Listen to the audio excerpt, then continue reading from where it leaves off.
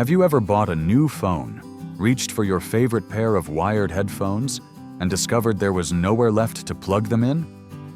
You probably remember the official explanation offered at the time.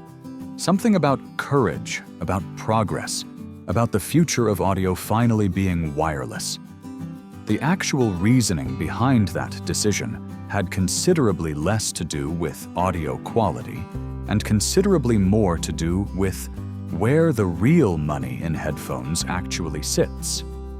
The headphone jack itself, technically called a TRS connector, is one of the simplest and most reliable pieces of consumer electronics ever standardized.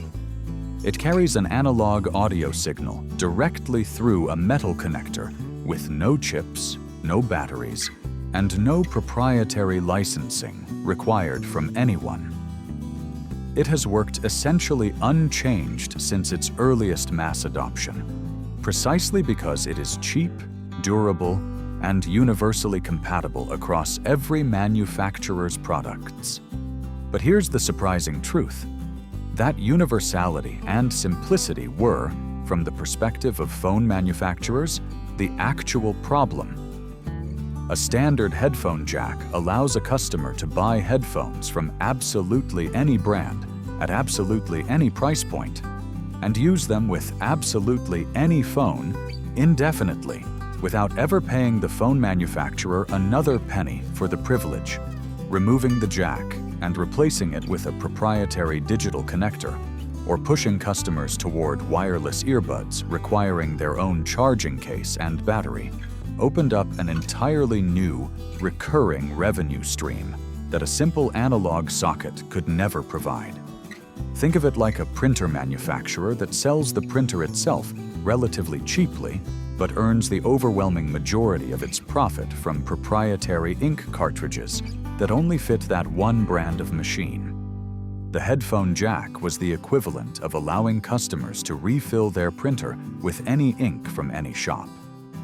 Removing it shifted headphones from a one-time, low-margin accessory purchase into a recurring, high-margin product category that customers now had to keep replacing as batteries degraded and earbuds were lost.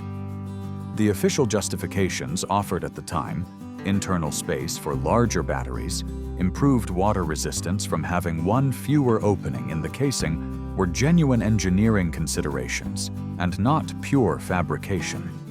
Removing a physical port does free up internal volume, and a phone with fewer external openings is genuinely easier to seal against water ingress.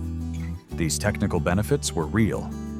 They were also, conveniently, the explanations that required no mention of the considerably larger commercial opportunity sitting directly behind them.